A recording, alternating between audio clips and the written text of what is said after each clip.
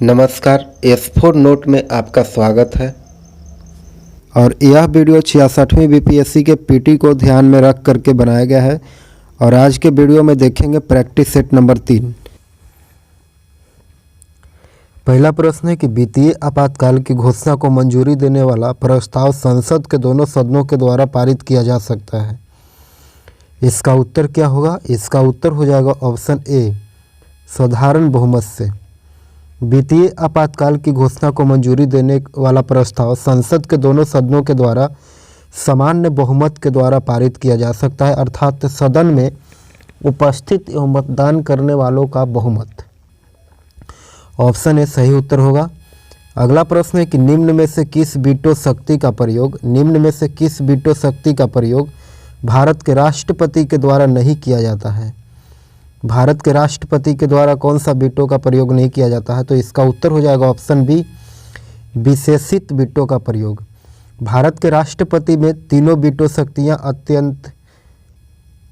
अत्यंतिक veto, निलंबनकारी veto और pocket veto निहित है।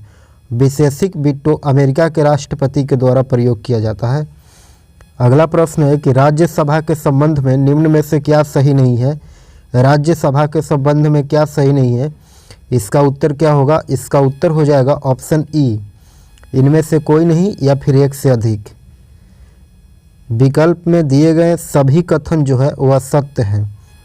विकल्प एक में दिया गया है कि यह एक अस्थायी संस्था है राज्यसभा और इसका विघटन नहीं होता है, यह भी सही है। और दूसरा है कि इसके 1/3 सदस्य हर दूसरे वर्ष सेवानिवृत्त होते हैं, यह भी सही है।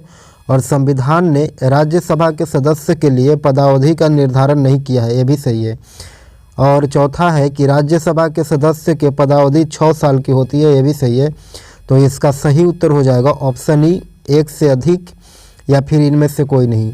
अगला प्रश्न है कि प्रधानमंत्री का राष्ट्रपति को सूचनाएं प्रदान करने संबंधी कर्तव्यों का उल्लेख है, यह कैवां अनुच्छेद में है?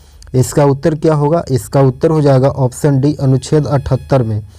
अनुच्छेद 78 में कहता है कि प्रधानमंत्री का राष्ट्रपति को सूचनाएं प्रदान करने संबंधी कर्तव्यों का उल्लेख है। आगे देखेंगे कि प्रधानमंत्री के संबंध में निम्न में से क्या सही नहीं है। प्रधानमंत्री के संबंध में निम्न में से क्या सही नहीं है? इसका उत्तर क्या होगा? इसका उत्तर हो जाएगा ऑप्शन ई, इनमें से कोई नहीं या फिर एक से अधिक। विकल्प में दिए गए सभी कथन जो है वह सत्य है। प्रधानमंत्री राज्य सरकार का प्रमुख होता है और वह संसद सदस्य को प्राप्त होने वाले वेतन और भत्ते प्राप्त करता है। और वह सेनाओं के राजनीतिक प्रमुख होता है और वह किसी भी समय लोकसभा विघटित करने की सिफारिश राष्ट्रपति से कर सकता है। इसका उत्तर हो जाएगा ऑप्शन ई। अगला प्रश्न है कि वित्त विधेयक को कितने दिनों के भीतर प्रभावी हो जाना चाहिए? वित्त विधेयक को कितने दिनों के भीतर प्रभावी हो जाना चाहिए? इसका उत्तर क्या है? इसका उत्तर हो जाएगा ऑप्शन डी, 75 दिनों के भीतर वित्त विधेयक को प्रभावी हो जाना चाहिए।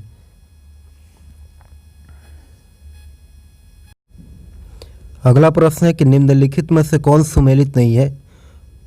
नीचे दिए गए कूट से सही उत्तर को चुनना है कि कौन सा कथन सही नहीं है, कौन सा मेल सही नहीं है। इसका उत्तर हो जाएगा ऑप्शन सी, विनियोग विधेयक अनुच्छेद 113, यह गलत है। विनियोग विधेयक का उल्लेख संविधान के अनुच्छेद 114 में किया गया है, न कि 113 में। और बाकी जो ऑप्शन है, ऑप्शन ए कि वार्षिक वित्तीय विवरण अनुच्छेद 112 में, यह सही है। और दूसरा है कि धन विधेयक अनुच्छेद 110 में, यह भी सही है। और चौथा है वित्तीय विधेयक अनुच्छेद 117 में, यह भी सही है।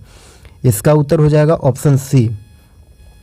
अगला प्रश्न है कि किसी राज्य के विधानसभा के सदस्यों के अधिकतम संख्या कितना हो सकता है? किसी राज्य के विधानसभा के सदस्य की अधिकतम संख्या, इसका उत्तर हो जाएगा ऑप्शन बी, 500। किसी राज्य के विधानसभा के सदस्यों की अधिकतम संख्या 500 एवं न्यूनतम संख्या 60 हो सकती है। अगला प्रश्न है कि जनजातीय क्षेत्र के प्रशासन से संबंधी प्रावधानों का वर्णन निम्न में से किस अनुसूची में है? जनजातीय क्षेत्र के प्रशासन के, इसका उत्तर हो जाएगा ऑप्शन बी, 6ठी अनुसूची में। जनजातीय क्षेत्र के प्रशासन संबंधी प्रावधानों का वर्णन संविधान के 6ठी अनुसूची में वर्णित है। आगे देखेंगे कि निम्न में से किस अनुच्छेद में वर्णित मूल अधिकार भारतीय नागरिकों एवं विदेशियों दोनों को प्राप्त है। इसका सही उत्तर क्या होगा? इसका उत्तर हो जाएगा ऑप्शन सी, अनुच्छेद 14 में। अनुच्छेद 14 में विधि के समक्ष समता और विधियों के समान संरक्षण का उल्लेख है और भारतीय नागरिकों के साथ विदेशियों को भी प्राप्त है। शत्रु देश के नागरिकों को छोड़ करके बाकी सभी को प्राप्त है। अनुच्छेद 14 इसका उत्तर होगा। अगला प्रश्न है कि निम्न में से किस समिति ने चुनावी खर्च को सरकारी निधियन की सिफारिश की थी? इसका उत्तर क्या होगा? इसका उत्तर हो जाएगा ऑप्शन बी, इंद्रजीत गुप्ता समिति। चुनाव खर्च के सरकारी निधियन यानी स्टेट फंडिंग का सुझाव इंद्रजीत गुप्ता समिति 1997 में दिया था। अगला प्रश्न है कि लेखानुदान पारित किया जाता है। लेखानुदान कहाँ पारित किया जाता है? इसका उत्तर क्या होगा? इसका उत्तर हो जाएगा ऑप्शन बी, बजट पर आम बहस के उपरांत। बजट पर आम बहस के उपरांत जो है वह लेखानुदान बजट पास किया जाता है। अगला प्रश्न है कि मंत्रिमंडल शब्द निम्न में से किस संविधान के किस अनुच्छेद में निहित है? मंत्रिमंडल शब्द किस अनुच्छेद में निहित है? इसका उत्तर क्या होगा? इसका उत्तर हो जाएगा ऑप्शन डी, अनुच्छेद 352 में। अनुच्छेद 352 में मंत्रिमंडल शब्द का उल्लेख किया गया है। अगला प्रश्न है कि मुख्य चुनाव आयुक्त का कार्यकाल कितने साल के लिए होता है? मुख्य चुनाव आयुक्त का कार्यकाल, इसका उत्तर क्या होगा? इसका उत्तर हो जाएगा ऑप्शन सी, 6 वर्ष या फिर 65 वर्ष की आयु तक। अगला प्रश्न है कि जनहित याचिका की अवधारणा की उत्पत्ति एवं विकास निम्न में से किस देश में हुआ है? जनहित याचिका के अवधारणा के उत्पत्ति या फिर विकास, इसका उत्तर क्या होगा? इसका उत्तर हो जाएगा ऑप्शन बी, अमेरिका में। जनहित याचिका की अवधारणा की उत्पत्ति एवं विकास अमेरिका में 1960 के दशक में हुआ था। अगला प्रश्न है कि निम्नलिखित कथनों पर विचार करें। कथन एक है कि सिंधु घाटी सभ्यता की जानकारी में साहित्यिक स्रोत के महत्वपूर्ण भूमिका है, और दूसरा कथन में है कि सिंधु घाटी सभ्यता की लिपि चित्रात्मक थी। इसका उत्तर क्या होगा? इसका उत्तर हो जाएगा ऑप्शन बी, केवल 2 सही होगा। 2 सही होगा। कथन 2 कि सिंधु घाटी सभ्यता की लिपि चित्रात्मक थी, यह सही कथन है, और सिंधु घाटी सभ्यता की जानकारी में साहित्यिक स्रोत की महत्वपूर्ण भूमिका है, यह गलत होगा। तो इसका उत्तर हो जाएगा ऑप्शन बी। अगला प्रश्न है कि बौद्ध धर्म के संघ संबंधी नियम तथा आचार किस पुस्तक में संग्रहित है? बौद्ध धर्म के संघ संबंधी नियम तथा आचार, इसका उत्तर क्या होगा? इसका उत्तर हो जाएगा ऑप्शन ए, विनय पिटक में। पिटक और त्रिपिटक ग्रंथों का संबंध बौद्ध धर्म से संबंधित है, और विनय पिटक संघ के नियम तथा आचार संबंधित है इसमें। और सूत पिटक जो है, सूत पिटक ऑप्शन बी में दिया गया है। सूत पिटक है वह धार्मिक सिद्धांत तथा उपदेश से संबंधित है, और अभिधम्म पिटक जो है ऑप्शन सी में, वह अभिधम्म पिटक जो है वह बुद्ध के उपदेशों का दर्शन मिलता है इसमें। आगे देखेंगे, सही कथन पर विचार करें। कथन एक है कि गौतम बुद्ध ने अपना प्रथम उपदेश सारनाथ में दिया था, और कथन 2 है कि महावीर स्वामी ने अपना प्रथम उपदेश राजगिरी में दिया था। सही कथन पर विचार करना है। इसका उत्तर क्या होगा? इसका उत्तर हो जाएगा ऑप्शन सी, 1 और 2 दोनों सही है। 1 और 2 दोनों सही होगा कि गौतम बुद्ध ने अपना प्रथम उपदेश सारनाथ में दिया था और महावीर स्वामी ने अपना प्रथम उपदेश राजगिरी में दिए थे। इसका सही उत्तर हो जाएगा ऑप्शन सी, ए और 2 दोनों। अगला प्रश्न है मिलान करने के लिए। अगला प्रश्न है मिलान करें। नीचे दिया गया है, पहला सूची में वंश और दूसरा में संस्थापक। ऑप्शन ए है पल्लव। पल्लव जो है वह सिंह विष्णु से संबंधित है, और ऑप्शन बी में है राष्ट्रकूट। राष्ट्रकूट किससे संबंधित है? तो राष्ट्रकूट जो है वह दंती दुर्ग संस्थापक से संबंधित है। और तीसरा में है चालुक्य। चालुक्य वंश जो है वह जयसिंह से संबंधित है। जयसिंह इसका संस्थापक थे चालुक्य वंश के, और जादव वंश के संस्थापक जो है वह भिलय पंचम हो जाएंगे। तो इसका सही उत्तर होगा ऑप्शन डी। अगला प्रश्न है कि निम्न में से सही कथन का चयन करें। कथन 1 में दिया गया है कि विक्रम संवत की शुरुआत 78 ईस्वी में हुआ था, और कथन 2 में कहता है कि शक संवत की शुरुआत कनिष्क ने किया था। इसका सही उत्तर को पहचान करना है। नीचे दिए गए कूट से सही उत्तर को चुनना है। इसका उत्तर हो जाएगा ऑप्शन बी, केवल दो सही होगा कि शक संवत की शुरुआत कनिष्क ने किया था। अगला प्रश्न है मिलान करने के लिए। नीचे दिया गया भूमि और इसका उपयोग। ऑप्शन ए में दिया गया क्षेत्र जो भूमि है वह कृषि योग्य भूमि है, और दूसरा ऑप्शन में है वास्तु टाइप की भूमि जो है वह वास करने योग्य भूमि है, ऑप्शन बी। और तीसरा है खिल कैसा भूमि है, तो खिल जो है वह बंजर भूमि हो जाएगा, इसका हो जाएगा ऑप्शन सी। और चौथा है अपरहत कैसा भूमि है, तो यह जंगली भूमि हो जाएगा। अगला प्रश्न है कि किस शासक ने शिलादित्य की उपाधि धारण किया था। शिलादित्य की उपाधि, इसका सही उत्तर क्या होगा। शिलादित्य की उपाधि हर्ष ने धारण किया था। हर्षवर्धन पुष्पभूमि वंश के शासक हर्ष को शिलादित्य भी कहा जाता था, और उसने परम भट्टारक की उपाधि भी धारण किए थे। अगला प्रश्न, सिक्के शुद्ध अरबी सिक्के किस शासक ने जारी किया था। शुद्ध अरबी सिक्के को जारी करने वाला कौन शासक था। इसका उत्तर हो जाएगा ऑप्शन डी, इल्तुतमिश। पहली बार इल्तुतमिश के द्वारा सर्वप्रथम शुद्ध अरबी सिक्के जारी किए गए थे, और इल्तुतमिश ने चांदी का टंका और तांबे के जीतल का भी चलन शुरू किया था। अगला प्रश्न है कि इक्ता प्रथा को पुनः किसने प्रारंभ करवाया था। इक्ता प्रथा को, तो इक्ता प्रथा के प्रारंभ करवाने वाला शासक कौन होगा, तो इसका उत्तर हो जाएगा फिरोज तुगलक। ऑप्शन बी सही उत्तर होगा, फिरोज तुगलक। और इसे अलाउद्दीन खिलजी ने समाप्त कर दिया था, लेकिन पुनः फिरोज शाह तुगलक ने इसको चालू करवाया था। आगे देखेंगे कि किस मुगल शासक के शासनकाल को स्थापत्य कला का स्वर्ण काल कहा जाता है। किस मुगल शासक के शासनकाल को, इसका सही उत्तर हो जाएगा ऑप्शन ई, इनमें से कोई नहीं या फिर एक से अधिक। मुगल शासक शाहजहां के शासनकाल को स्थापत्य कला का स्वर्ण काल कहा जाता है, और शाहजहां द्वारा बनाई गई प्रसिद्ध इमारतों में ताजमहल, मोती मस्जिद जो आगरा में है, ताजमहल भी आगरा में है, और जामा मस्जिद एवं लाल किला महत्वपूर्ण है। आगे देखेंगे कि देवपाल ने नालंदा में बौद्ध विहार बनवाने के लिए किसे 5 गांव दान में दिए थे। देवपाल ने, इसका उत्तर क्या होगा। इसका उत्तर हो जाएगा ऑप्शन ए, बालपुत्र देव ने। जावा के शैलेंद्र वंशी शासक बालपुत्र देव के अनुरोध पर देवपाल ने उसे नालंदा में एक बौद्ध विहार बनवाने के लिए 5 गांव दान में दिए थे। अगला प्रश्न है कि निम्नलिखित में से कौन सगुण भक्ति से संबंधित नहीं है। सगुण भक्ति से कौन संबंधित नहीं है, इसका उत्तर क्या होगा। इसका उत्तर हो जाएगा ऑप्शन डी, कबीर। कबीर जो है वह निर्गुण भक्ति से संबंधित है, जबकि तीनों सगुण भक्ति से संबंधित है। सगुण भक्ति से संबंधित हो जाएंगे सूरदास, चैतन्य, तुलसीदास, लेकिन कबीर जो है वह निर्गुण से संबंधित है। अगला प्रश्न है कि क्रांति की तलवार में धार वैचारिक पत्थर पर रगड़ने से ही आती है। यह वक्तव्य निम्न में से किसका दिया गया है।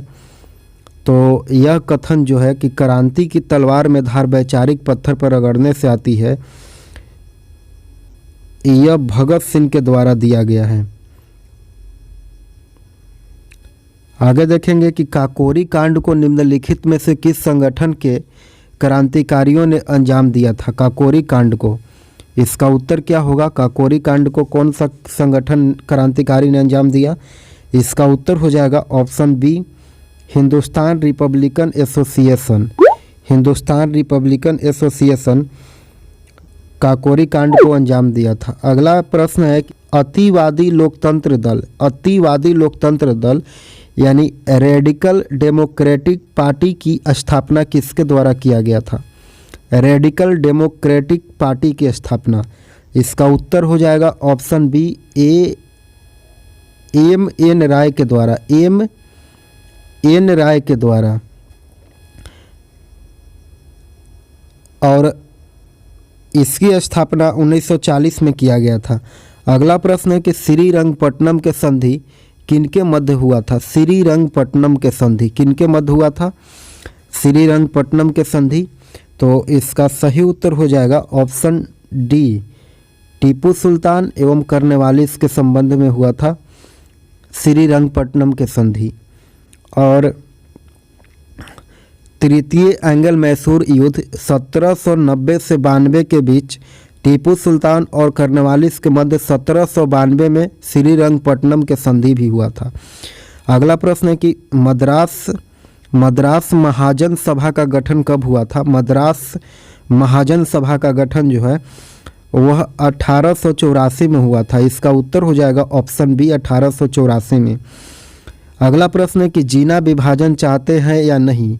अब हम स्वयं विभाजन चाहते हैं, यह कथन किसके द्वारा दिया गया है कि जीना विभाजन चाहते हैं या नहीं, लेकिन अब हम स्वयं विभाजन चाहते हैं? यह कथन जो है वह वल्लभ भाई पटेल के द्वारा दिया गया था। ऑप्शन डी सही उत्तर हो जाएगा, सरदार वल्लभ भाई पटेल। और यह कथन सरदार वल्लभ भाई पटेल ने मुस्लिम लीग के द्वारा पैदा की गई परेशानियों के कारण कहा था। अगला प्रश्न है कि 1942 के भारत छोड़ो आंदोलन के दौरान कहाँ जातीय सरकार गठन किया गया था? 1942 के भारत छोड़ो आंदोलन के दौरान, इसका उत्तर हो जाएगा ऑप्शन सी, तामलुक में। बंगाल के मिदनापुर जिले के तामलुक नामक स्थान पर 17 दिसंबर 1942 को जातीय सरकार का गठन किया गया था।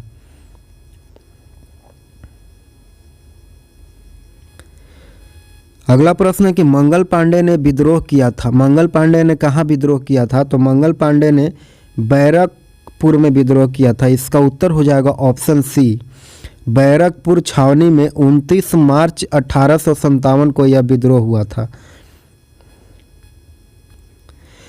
अगला प्रश्न है कि अंतरिम सरकार में मुस्लिम लीग के कितने प्रतिनिधि शामिल हुए थे? अंतरिम सरकार में मुस्लिम लीग के कितने प्रतिनिधि शामिल थे? तो इसका उत्तर हो जाएगा ऑप्शन बी, 5 गो। ऑप्शन बी सही उत्तर होगा, 5 प्रतिनिधि। और 13 अक्टूबर 1946 के प्रस्ताव द्वारा मुस्लिम लीग के 5 सदस्य अंतरिम सरकार में शामिल हुए थे। अगला प्रश्न है कि ब्रिटिश सरकार के कुशल आक्रमण्यता के नीति का संबंध निम्न में से किससे संबंधित था? ब्रिटिश सरकार के कुशल आक्रमण्यता से नीति, इसका उत्तर हो जाएगा ऑप्शन डी, अफगानिस्तान से संबंधित है। अगला प्रश्न है कि एनी बेसेंट ने होम रूल लीग आंदोलन का प्रचार प्रसार निम्न में से किस समाचार पत्र के माध्यम से किया? एनी बेसेंट ने, इसका उत्तर हो जाएगा ऑप्शन ई, इनमें से कोई नहीं या फिर एक से अधिक। एनी बेस इंडिया और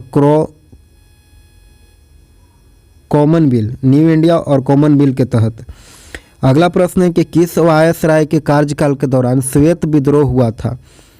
इसका उत्तर क्या होगा? इसका उत्तर हो जाएगा ऑप्शन बी, लॉर्ड रिपन के समय।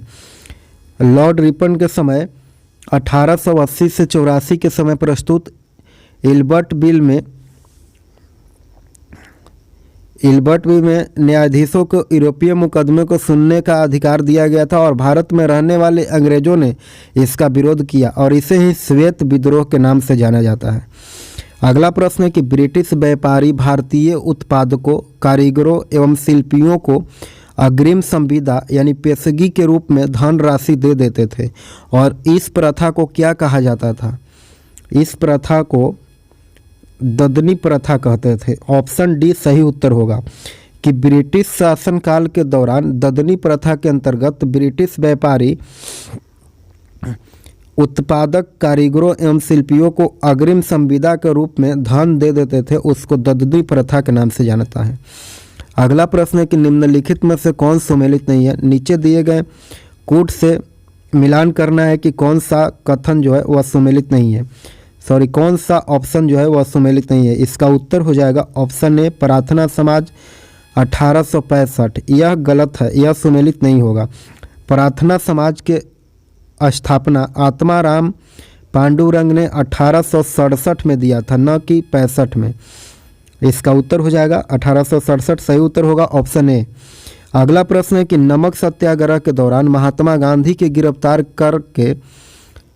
कर लिए जाने के बाद आंदोलन का नेतृत्व किसने किया। जब महात्मा गांधी गिरफ्तार हो गए थे तो उसके बाद उस आंदोलन का नेतृत्व किसने किया था, तो इसका उत्तर हो जाएगा ऑप्शन सी, अब्बास तैयब जी ने उस आंदोलन को नेतृत्व किया था सत्याग्रह के दौरान। और नमक सत्याग्रह के दौरान जब गांधी जी गिरफ्तारी हुए थे तो अब्बास तैयब जी आंदोलन के नेता थे और बाद में उनको भी गिरफ्तार कर लिया गया था। अगला प्रश्न है कि इंडिपेंडेंस फॉर इंडिया लीग की स्थापना की थी। इंडिपेंडेंस फॉर इंडिया लीग की स्थापना किसने किया था, इसका उत्तर क्या होगा, इसका उत्तर हो जाएगा ऑप्शन ई, इनमें से कोई नहीं या फिर एक से अधिक। जवाहरलाल नेहरू तथा सुभाष चंद्र बोस, जवाहरलाल नेहरू और सुभाष चंद्र बोस ने पूर्ण स्वाधीनता के स्वीकार करवाने के लिए कांग्रेस के भीतर ही एक दबाव प्रस्तुत किए थे और इसको इंडिपेंडेंस फॉर इंडिया लीग की स्थापना के रूप में जानते हैं।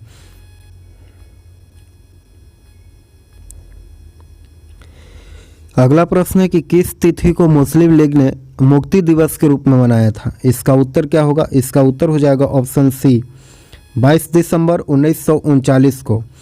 22 दिसंबर 1939 को कांग्रेस के अनुमति के बिना भारत में द्वितीय विश्व युद्ध में शामिल होने के प्रश्न पर कांग्रेस मंत्रिमंडल ने 1939 ईस्वी में इस्तीफा दे दिया था और दिसंबर 1939 में मुस्लिम लीग के द्वारा मुक्ति दिवस के रूप में मनाया गया। अगला प्रश्न है कि द्वैध शासन प्रणाली के जन्मदाता निम्न में से कौन था। द्वैध शासन प्रणाली के जन्मदाता, इसका सही उत्तर क्या होगा, इसका उत्तर हो जाएगा ऑप्शन डी, लियोनल काटिस। लियोनल काटिस के द्वैध शासन प्रणाली को जन्मदाता माना जाता है। अगला प्रश्न है कि ऊर्ध्वपातन विधि से किस यौगिक को पृथक किया जाता है। ऊर्ध्वपातन विधि से, इसका उत्तर क्या होगा, इसका उत्तर हो जाएगा इनमें से कोई नहीं या फिर एक से अधिक। जब किसी ठोस को गर्म करने पर सीधे गैस में परिवर्तित हो जाए तो उस विधि को ऊर्ध्वपातन विधि कहा जाता है, जैसे Kapoor, ammonium chloride, naphthalene, anthracene, benzoic acid इत्यादि। अगला प्रश्न है कि प्याज में लाल रंग निम्न में से किसके कारण होता है। प्याज में लाल रंग, इसका उत्तर क्या होगा, इसका उत्तर हो जाएगा ऑप्शन डी, एंथोसाइनिन के कारण जो है वह प्याज में लाल रंग होता है। और टमाटर में लाल रंग जो है वह लाइकोपिन के कारण होता है और प्याज में एंथोसाइनिन के कारण और टमाटर में लाइकोपिन के कारण। अगला प्रश्न है कि जल का त्रिक बिंदु ताप किस तापमान पर होता है। जल का त्रिक बिंदु ताप, इसका उत्तर हो जाएगा ऑप्शन ए, 0 डिग्री सेल्सियस पर। किसी पदार्थ का त्रिक बिंदु वह तापमान और दबाव होता है जिस पर उस पदार्थ के तीनों अवस्थाएं जैसे ठोस, द्रव और गैस पाई जाती है और जल का त्रिक बिंदु 0 डिग्री सेल्सियस होता है। गुरुत्वाकर्षण नियतांक यानी जी का बीमीय सूत्र क्या होता है। जी का बीमीय सूत्र, इसका उत्तर क्या होगा, इसका उत्तर हो जाएगा ऑप्शन बी, गुरुत्वाकर्षण नियतांक यानी जी का बीमीय सूत्र हो जाएगा बल गुने दूरी बटा द्रव्यमान गुने द्रव्यमान। अगला प्रश्न है कि जब लिफ्ट ऊपर की ओर जाती है तो क्या होता है। जब लिफ्ट ऊपर की ओर जाती है तो व्यक्ति को अपना भार बढ़ा हुआ प्रतीत होता है, इसका उत्तर हो जाएगा ऑप्शन बी। और जब लिफ्ट त्वरण ए से ऊपर जाती है तो व्यक्ति पर प्रतिक्रिया बल ए में लगता है और इस परिस्थिति में व्यक्ति पर आरोपित कुल प्रतिक्रिया बल बराबर पृथ्वी द्वारा आरोपित प्रतिक्रिया बल यानी mg प्लस लिफ्ट के द्वारा आरोपित प्रतिक्रिया बल ma। अतः व्यक्ति को अपना भार जो है वह बढ़ा हुआ प्रतीत होता है। mg और ma जब लगता है तो इसका उत्तर हो जाएगा ऑप्शन बी। अगला प्रश्न है कि प्रकाश के अपवर्तन के क्रिया में क्या नहीं बदलता है। प्रकाश के अपवर्तन के क्रिया में क्या नहीं बदलता है, इसका उत्तर हो जाएगा ऑप्शन डी, प्रकाश के आवृत्ति जो है वह नहीं बदलता है। अपवर्तन की क्रिया में प्रकाश की चाल, तरंग दैर्घ्य तथा तीव्रता बदल जाती है परंतु प्रकाश की आवृत्ति नहीं बदलती है, इसका उत्तर हो जाएगा ऑप्शन डी। अगला प्रश्न है कि यदि लोलक की लंबाई 4 गुनी कर दी जाए तो लोलक के झूलने की अवधि कितना हो जाएगा। यदि उसकी लंबाई 4 गुनी कर दी जाए तो इसका उत्तर हो जाएगा ऑप्शन बी, 2 गुनी हो जाएगी। झूलने की अवधि। इसका उत्तर हो जाएगा ऑप्शन बी। अगला प्रश्न है कि प्लास्टर ऑफ पेरिस का रासायनिक सूत्र क्या होता है।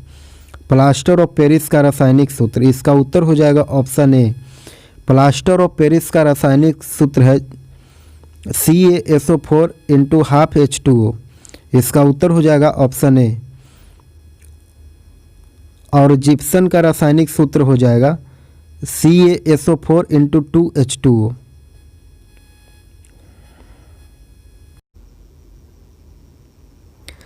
अगला प्रश्न है कि वायु अंगार गैस में मुख्यतः घटक होता है। वायु अंगार गैस में क्या घटक होता है, इसका उत्तर क्या होगा। इसका उत्तर हो जाएगा ऑप्शन ए CON2CO2। तो कार्बन ऑक्साइड हो जाएगा 32% और नाइट्रोजन हो जाएगा 65% और कार्बन डाइऑक्साइड है 3%। और इसका उपयोग जो है, वायु अंगार गैस का उपयोग जो है वह कांच एवं धातु निष्कर्षण उद्योग में इस्तेमाल किया जाता है। अगला प्रश्न है कि निम्नलिखित का मिलान कीजिए। निम्नलिखित का मिलान करना है। नीचे दिए गए ऑप्शन में पहला कॉपर सल्फेट। कॉपर सल्फेट क्या है, तो कॉपर सल्फेट जो है वह कीटनाशी यूरिया हो जाएगा।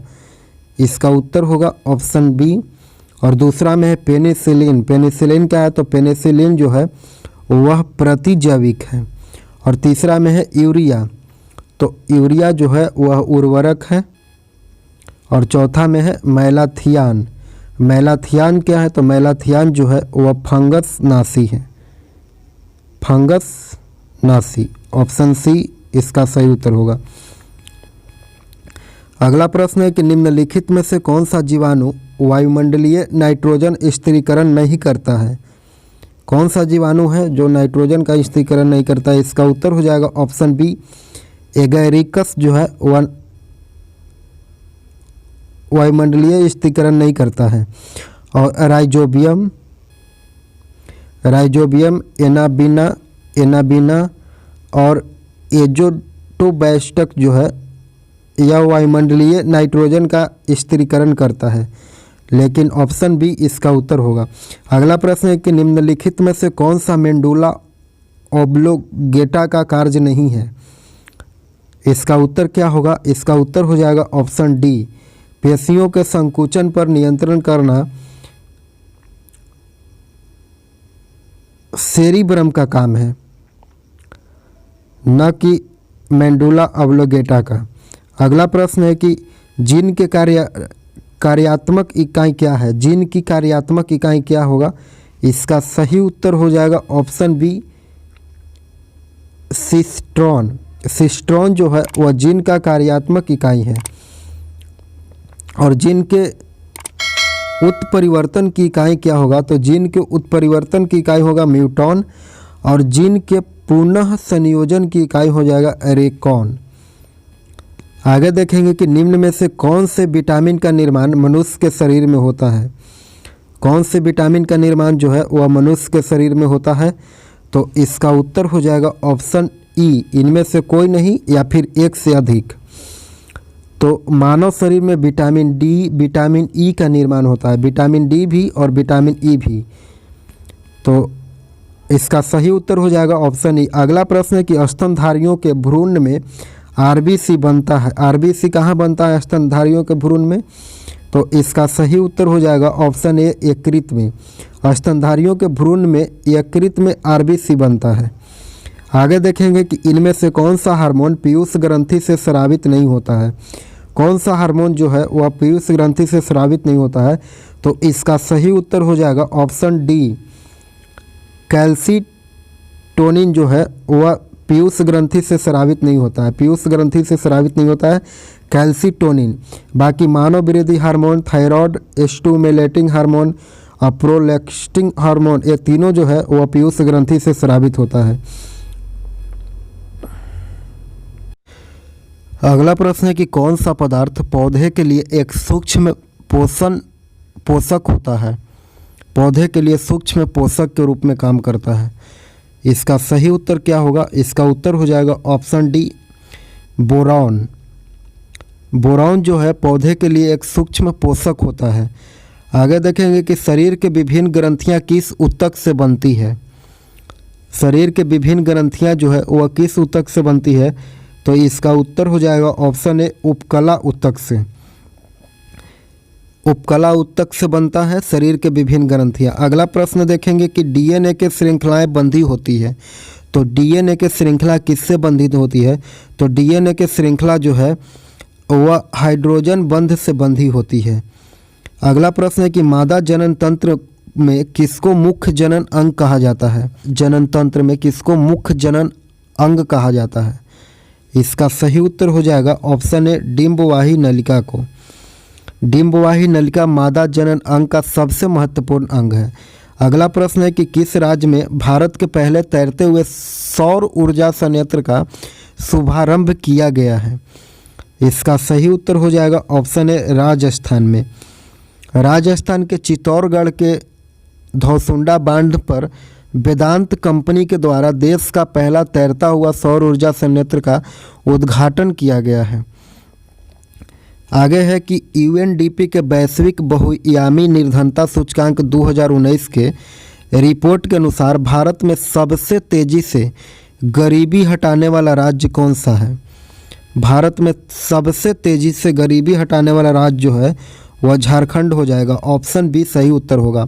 और जुलाई 2019 में प्रकाशित यूएनडीपी के आंकड़ों के अनुसार विकासशील देशों में सबसे तेजी से गरीबी हटाने वाला देश भारत है, और भारत में सबसे तेजी से गरीबी हटाने वाला राज्य जो है वह झारखंड होगा। अगला प्रश्न है कि रणजी ट्रॉफी के इतिहास में किस टीम ने 2020 में पहली बार रणजी ट्रॉफी जीता है। पहली बार रणजी ट्रॉफी कौन जीता है, तो सौराष्ट्र जो है वह पहली बार रणजी ट्रॉफी जीता है। 2020 के विजेता रहा सौराष्ट्र और इसके कप्तान थे जयदेव उनादकट। आगे देखेंगे भारत का पहला हिम तेंदुआ संरक्षण केंद्र हाल ही में किस राज्य में खोला गया है। हिम तेंदुआ संरक्षण केंद्र जो है वह उत्तराखंड में खोला गया, ऑप्शन बी सही उत्तर होगा। उत्तराखंड में उत्तरकाशी जिले में खोला गया है। अगला प्रश्न है कि वर्तमान में भारत के महान न्यायवादी कौन हैं। भारत के महान न्यायवादी, ऑप्शन ई सही उत्तर होगा, इनमें से कोई नहीं या फिर एक से अधिक। वर्तमान में भारत के महान न्यायवादी अटॉर्नी जनरल ऑफ इंडिया के वेणुगोपाल हैं, के वेणुगोपाल, और Tushar Mehta solicitor general of India हैं। नीचे दिए गए ऑप्शन ई इसका उत्तर होगा। अगला प्रश्न है कि कोविड-19 दौर में स्ट्रीट वेल्डर को स्वरोजगार प्रदान करने एवं उसकी आय बढ़ाने हेतु केंद्र सरकार ने स्वनिधि नामक योजना प्रारंभ किया है, और इस योजना के अंतर्गत स्ट्रीट वेल्डर्स को कितने रुपए ऋण के रूप में प्रदान किया जाता है। इसका सही उत्तर क्या होगा, इसका उत्तर हो जाएगा ऑप्शन सी 10,000 रुपया। अगला प्रश्न है कि हाल ही में किसके द्वारा उन्नति कार्यक्रम की शुरुआत किया गया है। उन्नति कार्यक्रम की शुरुआत किसके द्वारा किया गया, तो इसका उत्तर हो जाएगा ऑप्शन बी भारतीय अंतरिक्ष अनुसंधान संगठन के द्वारा। नैनो सैटेलाइट के विकास हेतु इसरो ने उन्नति कार्यक्रम बेंगलोर में शुभारंभ किया, और उन्नति के फुल फॉर्म हो जाएगा uni space nano satellite assembly and training. Unnati के फुल फॉर्म है। अगला प्रश्न है कि विश्व में सड़क नेटवर्क के मामले में भारत का स्थान है, तो विश्व में सड़क नेटवर्क के मामले में भारत का कैवां स्थान हो जाएगा, तो इसका सही उत्तर होगा ऑप्शन बी दूसरा। सड़क नेटवर्क के मामले में भारत का स्थान दूसरा है, और अमेरिका का स्थान जो है वह पहला होगा। अगला प्रश्न है कि भारत में सबसे बड़े डबल डेकर पुल यानी फ्लाईओवर का निर्माण बिहार के किस जिले में किया जा रहा है। डबल डेकर पुल फ्लाईओवर का निर्माण बिहार में किस जिला में किया जा रहा है, तो इसका सही उत्तर हो जाएगा ऑप्शन ए सारण जिला में।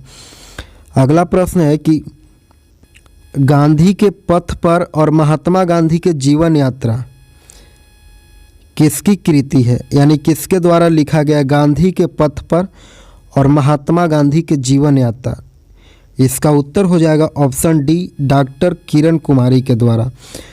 डॉक्टर किरण कुमारी के द्वारा गांधी के पथ पर और महात्मा गांधी की जीवन यात्रा लिखा गया है। अगला प्रश्न है कि हाल ही में प्रधानमंत्री नरेंद्र मोदी ने नेशनल डिजिटल स्वास्थ्य मिशन को लॉन्च किया और यह मिशन कब लॉन्च किया गया है? इसका सही उत्तर हो जाएगा ऑप्शन सी 15 अगस्त 2020 को। 15 अगस्त 2020 को 74वें स्वतंत्रता दिवस के अवसर पर प्रधानमंत्री ने नेशनल डिजिटल स्वास्थ्य मिशन को लॉन्च किया। अगला प्रश्न है कि हाल ही में मध्य प्रदेश के किस स्थान पर एशिया के सबसे बड़े सोलर पावर प्लांट का उद्घाटन किया गया है? तो इसका उत्तर हो जाएगा ऑप्शन डी रीवा में। 10 जुलाई को प्रधानमंत्री ने एशिया के सबसे बड़े सोलर पावर प्लांट का उद्घाटन मध्य प्रदेश के रीवा में किया। अगला प्रश्न है कि निम्न में से कौन विश्व क्षय रोग दिवस 2020 का मुख्य विषय है? क्षय रोग दिवस के मुख्य विषय क्या होगा? इसका उत्तर हो जाएगा ऑप्शन सी इट्स टाइम। विश्व क्षय दिवस 2020 का मुख्य विषय है इट्स टाइम और विश्व क्षय रोग दिवस हर 24 अप्रैल को मनाया जाता है। हर साल 24 अप्रैल को मनाया जाता है विश्व क्षय रोग दिवस। अगला प्रश्न है कि बिहार में गंगा के किस सहायक नदी में पहली बार गंगा नदी डॉल्फिन पाई गई है? इसका उत्तर हो जाएगा ऑप्शन डी महानंदा में। गंगा के सहायक नदी महानंदा में पहली बार गंगे डॉल्फिन पाई गई है। अगला प्रश्न है कि जुलाई 2020 में आजाद पट्टन जल विद्युत परियोजना को लेकर के किन देशों के मध्य हस्ताक्षर हुआ है? इसका सही उत्तर क्या होगा? इसका उत्तर हो जाएगा चीन तथा पाकिस्तान के साथ। चीन तथा पाकिस्तान के साथ मध्य पीओके के क्षेत्र में झेलम नदी पर 700 मेगावाट के आजाद पट्टन जल विद्युत परियोजना का निर्माण हेतु समझौता हुआ है। अगला प्रश्न है कि चेन्नई ओपन अंतर्राष्ट्रीय ग्रैंड मास्टर शतरंज टूर्नामेंट 2020 का खिताब किसने जीता है? इसका उत्तर हो जाएगा option D Pavel Pokrato. Option D सही उत्तर हो जाएगा। अगला प्रश्न है कि इंडो पैसिफिक क्षेत्र में अर्थव्यवस्था को मजबूत करने हेतु 3 देशों के द्वारा त्रिपक्षीय आपूर्ति श्रृंखला लचीलापन पहल शुरू किया गया और निम्न में से कौन सा देश उसमें शामिल नहीं है? इसका सही उत्तर क्या होगा? इसका उत्तर हो जाएगा ऑप्शन सी इंडोनेशिया जो है उसमें शामिल नहीं है। भारत, जापान, ऑस्ट्रेलिया ने चीन पर निर्भरता को कम करने के उद्देश्य से त्रिपक्षीय आपूर्ति श्रृंखला पहल सप्लाई चेन रेजिलियंस यानी SCRI की शुरुआत की और इस पहल का प्रस्ताव जापान के द्वारा दिया गया है। अगला प्रश्न है कि भारतीय तटरक्षक बल ने नए अपतटीय गश्ती पोत को नौसेना में शामिल किया। उसका नाम क्या दिया गया है? उसका नाम है ऑप्शन बी सार्थक। गोवा शिपयार्ड लिमिटेड के द्वारा अपतटीय गश्ती पोत सार्थक की भारतीय नौसेना में शामिल किया गया है। अगला प्रश्न है कि वर्तमान भारत में कुल कितने राष्ट्रीयकृत या फिर केंद्रीकृत बैंक है भारत में? तो इसका सही उत्तर हो जाएगा ऑप्शन सी 12। वर्तमान में भारत में कुल 12 जो है वह केंद्रीकृत बैंक हैं। 10 सरकारी बैंकों के विलय मर्ज की घोषणा के बाद अब कुल सरकारी बैंकों की संख्या जो है वह 12 हो गई है। अगला प्रश्न है कि भारत सरकार के द्वारा सितंबर 2020 में शुरू किए गए राष्ट्रीय कार्यक्रम मिशन कर्मयोगी का संबंध किससे है? कर्मयोगी का संबंध इसका उत्तर हो जाएगा ऑप्शन सी सिविल सेवा क्षमता विकास के लिए। सरकारी सेवाओं में सुधार लाने हेतु केंद्रीय मंत्रिमंडल ने मिशन कर्मयोगी की शुरुआत की और इसके तहत सिविल सेवा कर्मचारियों को उन्नति क्षमता विकास अवसर प्रदान होगा। अगला प्रश्न है कि 21 सितंबर 2020 को प्रधानमंत्री मोदी ने किस राज्य में 9 राजमार्ग परियोजना तथा घर तक फाइबर कार्यक्रम की शुरुआत की? इसका सही उत्तर हो जाएगा ऑप्शन बी बिहार में।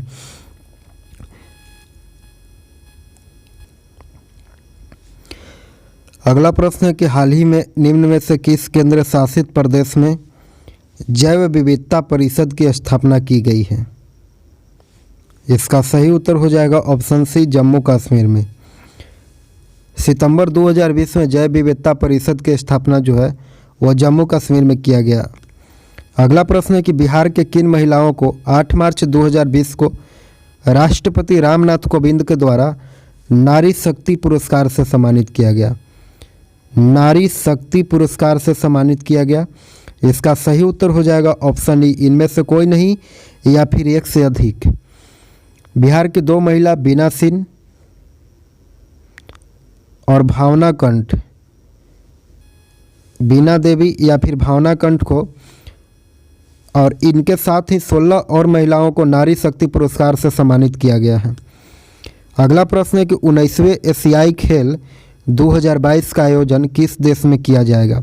19वें एशियाई खेल का आयोजन जो है वह हांगझोंग चीन में किया जाना है, और 19वां एशियाई खेल 2022 में संपन्न होगा जो चीन में होना है, और 20वां एशियाई खेल 2026 में संपन्न होगा नगोया के जापान में, और एशियाई खेल 2018 का आयोजन जो है वह जकार्ता के पलेम वर्ग में हुआ था। अगला प्रश्न है कि हाल ही में किस भारतीय बैंक ने आईबॉक्स नामक self service delivery facility launch किया है? इसका सही उत्तर क्या होगा? इसका उत्तर हो जाएगा ऑप्शन सी, ICICI के द्वारा। भारत के निजी क्षेत्र के अग्रणी बैंक है ICICI, हाल ही में आईबॉक्स नामक अग्रणी self service delivery facility launch किया है। अगला प्रश्न है कि बिहार बजट 2020-21 के तहत राज्य सरकार जल जीवन हरियाली अभियान पर कितनी राशि खर्च करेगी? इसका सही उत्तर हो जाएगा ऑप्शन सी, 6,000 करोड़ रुपया। बिहार बजट 2020-21 के तहत राज्य सरकार जल जीवन हरियाली अभियान पर 6,000 करोड़ रुपए खर्च करेगी। अगला प्रश्न है कि ग्रीन बजट पेश करने वाला देश का पहला राज्य कौन है? ग्रीन बजट पेश करने वाला देश का पहला राज्य, इसका सही उत्तर हो जाएगा ऑप्शन ई, इनमें से कोई नहीं या फिर एक से अधिक। बिहार जो है वह देश का ग्रीन बजट पेश करने वाला पहला राज्य बनेगा, जो कि ऑप्शन में नहीं दिया गया है। अगला प्रश्न है कि आर्थिक सर्वेक्षण 2019-20 के अनुसार भारत में कृषि क्षेत्र कितनी प्रतिशत वृद्धि दर्ज की गई है? कृषि क्षेत्र में, इसका सही उत्तर हो जाएगा ऑप्शन सी, 2.8%। अगला प्रश्न है कि हाल ही में किस देश ने पर्यटन को प्रोत्साहन देने हेतु भारत सहित देशों के नागरिकों के लिए पर्यटन वीजा शुल्क मुक्त कर दिया है? इसका सही उत्तर हो जाएगा ऑप्शन ए, श्रीलंका ने। श्रीलंका ने अपने देश में पर्यटन को बढ़ावा देने के लिए भारत सहित देशों के नागरिकों के लिए पर्यटन वीजा जो है वह शुल्क मुक्त कर दिया। अगला प्रश्न है कि विश्व बैंक के द्वारा जारी आंकड़े के अनुसार विदेशों से धन संप्रेषण के मामले में भारत का स्थान कैवां है? इसका सही उत्तर हो जाएगा ऑप्शन ए, ऊपर से प्रथम। हाल ही में विश्व बैंक के द्वारा जारी आंकड़े के अनुसार भारत जो है वह विदेशों से धन संप्रेषण के मामले में प्रथम स्थान पर है।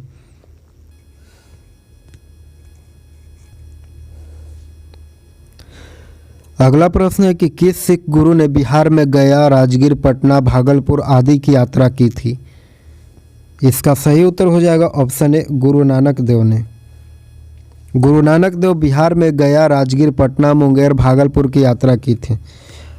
अगला प्रश्न है कि कुंवर सिंह के मृत्यु के बाद किसने 1857 के क्रांति में बिहार का नेतृत्व किया था? इसका सही उत्तर हो जाएगा ऑप्शन बी, अमर सिंह ने। 1858 में कुंवर सिंह के मृत्यु के बाद उनके छोटे भाई अमर सिंह ने आंदोलन का नेतृत्व संभाला था। अगला प्रश्न है कि चंपारण में कृषि के स्थिति की जांच के लिए किसके नेतृत्व में चंपारण अग्रेरियन समिति का गठन किया गया था? इसका सही उत्तर हो जाएगा ऑप्शन डी, FG असलाई के द्वारा। ऑप्शन डी सही उत्तर हो जाएगा, FG असलाई के द्वारा। और 3 कठिया प्रणाली की समस्या के जांच के लिए चंपारण एग्रेरियन समिति का गठन FG असलाई के नेतृत्व में किया गया और इसके सदस्य में महात्मा गांधी भी थे। अगला प्रश्न है कि दिल्ली में किला ए कोहना दिल्ली में किला ए कुहना नामक मस्जिद का निर्माण किसने करवाया था? इसका सही उत्तर हो जाएगा ऑप्शन ए शेर शाह ने। दिल्ली में किला ए कुहना नामक मस्जिद का निर्माण शेर शाह सूरी ने करवाया था। अगला प्रश्न है कि बिहार के प्रथम प्रधानमंत्री मोहम्मद यूनिस का संबंध निम्नलिखित में से किस पार्टी से था? बिहार के प्रथम प्रधानमंत्री मोहम्मद यूनिस, इसका सही उत्तर हो जाएगा option C independent party, option C सही उत्तर होगा। अगला है कि भारत में बिहार की जनसंख्या की जनसंख्या कितना है? तो इसका उत्तर हो जाएगा ऑप्शन सी शीर्ष से तीसरा 2011। और अगला प्रश्न है कि दरभंगा जयनगर के बीच कौन सा राष्ट्रीय राजमार्ग है? इसका उत्तर हो जाएगा option D NH 105 Darbhanga Jaynagar के बीच। अगला प्रश्न है कि निम्नलिखित सूचियों का मिलान करें। नीचे दिए गए ऑप्शन से सही मिलान करना है। पहला में है कांवर पक्षी बिहार। कांवर पक्षी बिहार कहाँ है? तो कांवर पक्षी बिहार जो है वह बेगूसराय में है, इसका उत्तर हो जाएगा ऑप्शन डी। और दूसरा में है गोगाबिल पक्षी बिहार। तो गोगाबिल पक्षी बिहार कहाँ है? तो गोगाबिल पक्षी बिहार जो है वह कटिहार में है। और तीसरा है कुशेश्वर पक्षी बिहार जो है वह दरभंगा में हो जाएगा। और चौथा है नकटी पक्षी बिहार। तो नकटी पक्षी बिहार जो है वह जमुई में हो जाएगा। इसका 3 ऑप्शन होगा। अगला प्रश्न देखेंगे। अगला प्रश्न है कि निम्नलिखित में से किस नदी का उद्गम हिमालय के महाभारत श्रेणी से नहीं होता है? हिमालय के महाभारत श्रेणी से किसका नहीं होता है? तो इसका उत्तर हो जाएगा ऑप्शन डी बलान नदी का। महानंदा, कमला, बागमती नदियों का उद्गम जो है वह हिमालय के महाभारत श्रेणी यानी नेपाल से होता है। और बलान नदी का उद्गम जो है वह नेपाल के चुरिया क्षेत्र से होता है। अगला प्रश्न है कि डॉक्टर श्री कृष्ण सिंह का जन्म बिहार में कहाँ हुआ था? डॉक्टर श्री कृष्ण सिंह का जन्म, इसका सही उत्तर हो जाएगा ऑप्शन बी बरबीघा में। बिहार का प्रथम मुख्यमंत्री डॉक्टर श्री कृष्ण सिंह का जन्म जो है वह बरबीघा मुंगेर में हुआ था। अगला प्रश्न है कि विदेशिया किसकी प्रसिद्ध कृति है? विदेशिया, इसका उत्तर हो जाएगा ऑप्शन ए भिखारी ठाकुर के द्वारा रचित। राय बहादुर भिखारी ठाकुर भोजपुरी के प्रसिद्ध लेखक थे और उनकी प्रसिद्ध रचना है विदेशिया। अगला प्रश्न है कि बिहार में सौराठा मेला का आयोजन कहाँ किया जाता है? बिहार में सौराठा मेला का आयोजन जो है वह मधुबनी में किया जाता है। ऑप्शन डी सही उत्तर होगा। और सौराठा मेला का आयोजन मधुबनी में किया जाता है और इस मेले में मैथिल ब्राह्मण परिवार के अविवाहित लड़के लड़कियां विवाह के उद्देश्य से पहुंचते हैं। अगला प्रश्न है कि निम्नलिखित में से कौन सा लोक नाटक बिहार में प्रचलित नहीं है?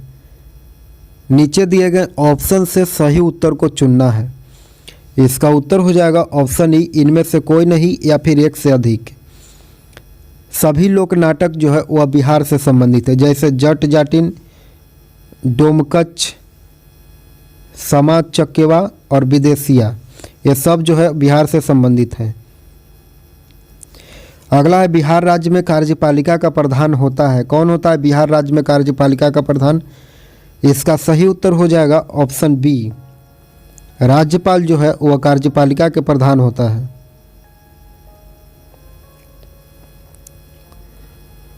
आगे देखेंगे कि निम्न में से किसका चुनाव अप्रत्यक्ष रूप से होता है? किसका चुनाव जो है वह अप्रत्यक्ष रूप से होता है? इसका सही उत्तर हो जाएगा ऑप्शन ई इनमें से कोई नहीं या फिर एक से अधिक। उप मुखिया, प्रमुख का चुनाव और मुखिया का चुनाव एवं पंचायत समिति का चुनाव, ये सब चुनाव जो है वह प्रत्यक्ष रूप से होता है। अगला प्रश्न है कि निम्नलिखित में से विश्व में चावल का सबसे बड़ा निर्यातक कौन है? इसका उत्तर क्या होगा? इसका उत्तर हो जाएगा ऑप्शन बी भारत। भारत जो है 2018-19 में विश्व का सबसे बड़ा चावल निर्यातक देश है। 12.5 मिलियन टन यानी 10.30 मिलियन मैट्रिक टन के साथ थाईलैंड दूसरे स्थान पर सबसे बड़ा निर्यातक देश बन गया है। अगला प्रश्न है कि राज्य के कुल क्षेत्रफल में वन आच्छादन के प्रतिशत के क्षेत्रफल के संदर्भ में निम्नलिखित में से कौन सा सही क्रम है? इसका उत्तर हो जाएगा ऑप्शन सी, महाराष्ट्र के बाद मध्य प्रदेश और फिर उसके बाद उड़ीसा और उड़ीसा के बाद छत्तीसगढ़। महाराष्ट्र में 16% और मध्य प्रदेश में 25% और उड़ीसा में 33% और छत्तीसगढ़ में 41% जो है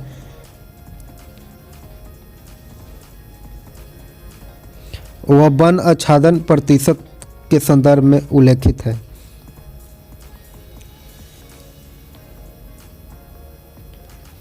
अगला प्रश्न है कि निम्नलिखित में से कौन सा पृथ्वी पर सबसे शुष्क रेगिस्तान है?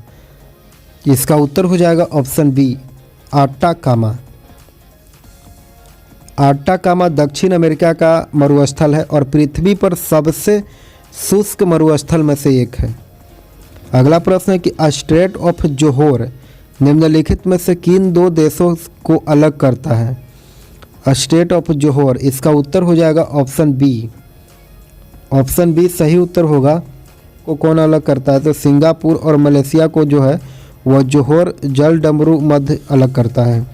और सिंगापुर और इंडोनेशिया के, तो सिंगापुर इंडोनेशिया को जो है वह सिंगापुर जलडमरू मध्य या फिर सुमात्रा अलग करता है। और कोरिया और जापान को कौन करता है? तो कोरिया और जापान को जो है वह कोरिया जलडमरू मध्य जो है वह अलग करता है। इसका उत्तर हो जाएगा ऑप्शन सी, डेनमार्क और स्वीडन। अगला प्रश्न है कि इरूला जनजाति भारत के किस राज्य में पाई जाती है? इरूला जनजाति भारत के किस राज्य में पाई जाती है? इसका उत्तर हो जाएगा ऑप्शन सी, आंध्र प्रदेश में। 12 समुद्री मील की दूरी तक प्रदेशित जल सीमा क्षेत्र है। अगला प्रश्न है कि नजका प्लेट किसके बीच स्थित है? नजका प्लेट इसका उत्तर हो जाएगा ऑप्शन ए, दक्षिण अमेरिका और प्रशांत महासागर के बीच। अगला प्रश्न है कि निम्नलिखित में से कौन पहला भारतीय उत्पाद था जिसे जीआई टैग मिला है? इसका उत्तर हो जाएगा ऑप्शन डी, दार्जिलिंग का चाय को। और पहला भारतीय उत्पाद था जीआई टैग प्रदान करने वाला दार्जिलिंग का चाय। अगला प्रश्न है कि तुज्जू दर्रा किस राज्य में स्थित है? तुज्जू दर्रा जो है वह कहाँ स्थित है? तो इसका उत्तर हो जाएगा ऑप्शन ई, इनमें से कोई नहीं या फिर एक से अधिक।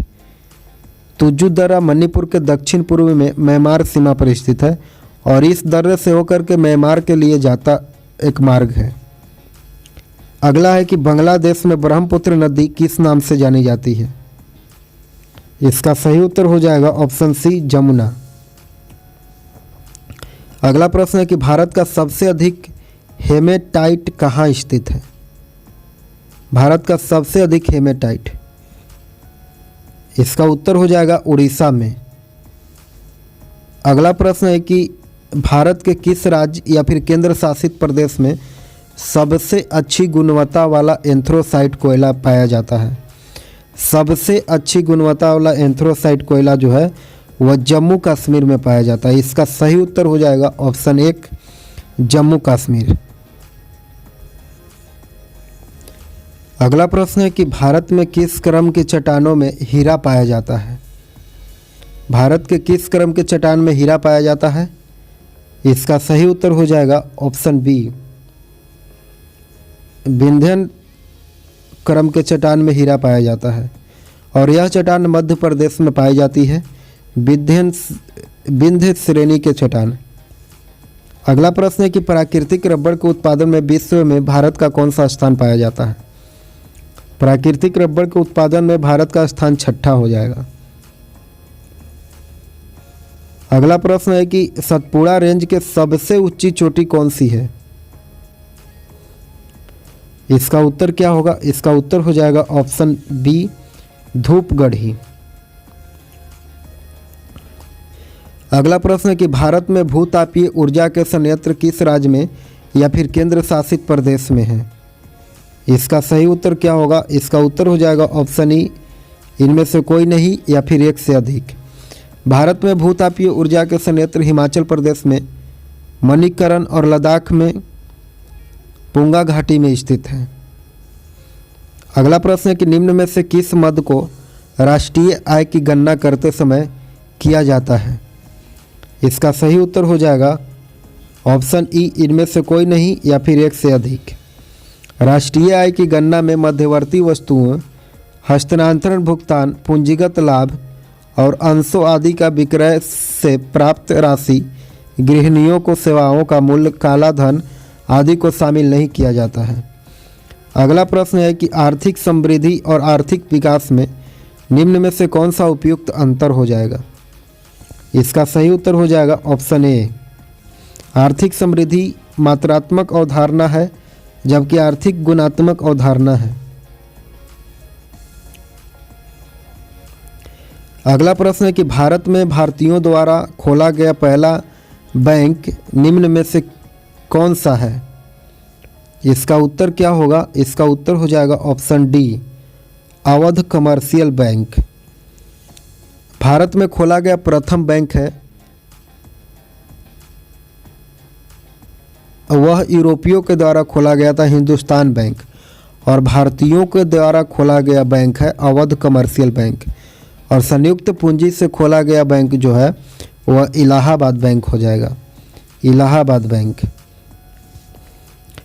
अगला प्रश्न है भारतीय रिजर्व बैंक की स्थापना निम्न में से किस समिति के सिफारिश पर किया गया था? भारतीय रिजर्व बैंक की स्थापना, इसका उत्तर हो जाएगा ऑप्शन डी, हिल्टन यंग समिति के सिफारिश पर। और विलियम एकवर्थ समिति क्या है? तो रेल बजट के शुरुआत से संबंधित है विलियम एकवर्थ समिति। और मैकाले समिति क्या है? तो मैकाले समिति जो है वह शिक्षा के आधुनिकीकरण से संबंधित है। और जेम्स लाइल समिति क्या है? जेम्स लाइल समिति, तो वह अकाल समिति है। इसका सही उत्तर हो जाएगा हिल्टन यंग समिति। यह आरबीआई के स्थापना से संबंधित है। अगला प्रश्न है कि भारत में औद्योगिकरण एवं विदेशी निवेश को बढ़ावा देने के लिए विशेष आर्थिक क्षेत्र नीति की घोषणा किस वर्ष किया गया था? इसका सही उत्तर हो जाएगा ऑप्शन सी, 2000 में। ऑप्शन सी सही उत्तर हो जाएगा 2000 में। भारत में औद्योगिकरण एवं विदेशी निवेश को बढ़ावा देने के लिए अप्रैल 2000 में विशेष आर्थिक क्षेत्र नीति यानी स्पेशल इकोनॉमिक जोन पॉलिसी की घोषणा की गई थी, और इस नीति को प्रभावी बनाने के लिए विशेष आर्थिक क्षेत्र अधिनियम 2005 को पारित किया गया था जो फरवरी 2006 से लागू हुआ था। अगला प्रश्न है कि यदि केंद्रीय बैंक के द्वारा रेपो दर में वृद्धि की जाती है तो? केंद्रीय बैंक के द्वारा रेपो दर में वृद्धि की जाती है तो मुद्रा प्रसार में कमी आ जाती है। इसका सही उत्तर हो जाएगा ऑप्शन बी। अगला प्रश्न है कि प्रत्यक्ष कर संहिता का संबंध निम्न में से किससे है? तो प्रत्यक्ष कर संहिता का संबंध जो है वह आयकर से हो जाएगा। ऑप्शन डी सही उत्तर होगा। अगला प्रश्न है कि निम्न में से कौन सा संगठन भारत में म्यूचुअल फंड को नियमन करता है? म्यूचुअल फंड को नियमन कौन सा संगठन करता है? इसका उत्तर क्या होगा? इसका सही उत्तर हो जाएगा ऑप्शन बी, भारतीय प्रतिभूति और विनिमय बोर्ड। विनिमय बोर्ड जो है, भारतीय प्रतिभूति और विनिमय बोर्ड जो है वह संगठन म्यूचुअल फंड के नियमन करता है। अगला प्रश्न है कि भारत में प्रथम विशेष आर्थिक क्षेत्र सेज की स्थापना कहाँ किया गया था? सेज की स्थापना कंडला में किया गया था। ऑप्शन ए सही उत्तर हो जाएगा। सेज की स्थापना कंडला गुजरात में किया गया था और 1965 में निर्यात संवर्धन क्षेत्र ईपीजेड की शुरुआत की गई थी और उसका नाम बदल करके सेज कर दिया गया, स्पेशल इकोनॉमिक जोन। अगला प्रश्न है कि आज़ादी के बाद भारत में पहली बार विमुद्रीकरण यानी नोटबंदी डीमोनेटाइजेशन कब किया गया था? इसका उत्तर क्या होगा? इसका उत्तर हो जाएगा ऑप्शन बी 1978 में। भारत में विमुद्रीकरण सर्वप्रथम 1946 में किया गया था और आज़ादी के बाद 1978 में मोरारजी देसाई सरकार में 1000, 5000 और 1000 के मूल्य वर्ग के नोटों को विमुद्रीकरण किया गया था। 8 नवंबर 2016 को मोदी सरकार के द्वारा 500 और 1000 रुपये के मूल्यवर्धन के नोटों को विमुद्रीकरण किया गया।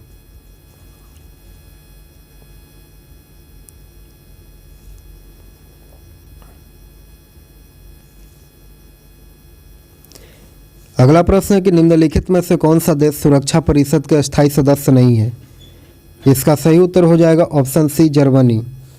जर्मनी जो है वह यूएनए के सुरक्षा परिषद में 5 अस्थायी सदस्य तथा 10 अस्थायी सदस्य होते हैं और 5 अस्थायी सदस्य में हो जाएगा अमेरिका, रूस, चीन, फ्रांस, ब्रिटेन। अगला प्रश्न है कि राष्ट्रीय उपभोक्ता दिवस कब मनाया जाता है? राष्ट्रीय उपभोक्ता दिवस 24 सितंबर को मनाया जाता है। इसका उत्तर हो जाएगा ऑप्शन डी। और राष्ट्रीय उपभोक्ता दिवस जो है वह 24 सितंबर के और विश्व उपभोक्ता दिवस 15 मार्च को मनाया जाता है। अगला प्रश्न है कि राष्ट्रीय समुद्री विज्ञान संस्थान कहाँ स्थित है? इसका उत्तर हो जाएगा ऑप्शन सी पणजी में। अगला है कि मुखौटा नृत्य का संबंध किस राज्य से है? तो इसका उत्तर हो जाएगा ऑप्शन बी अरुणाचल प्रदेश से।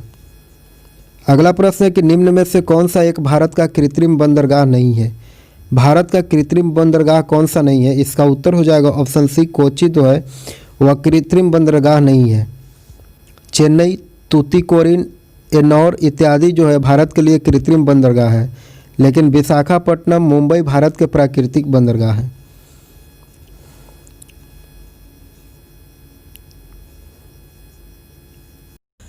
आप हमारे चैनल पर नए हैं तो आप हमारे चैनल को सब्सक्राइब करें, लाइक करें और शेयर करें। धन्यवाद।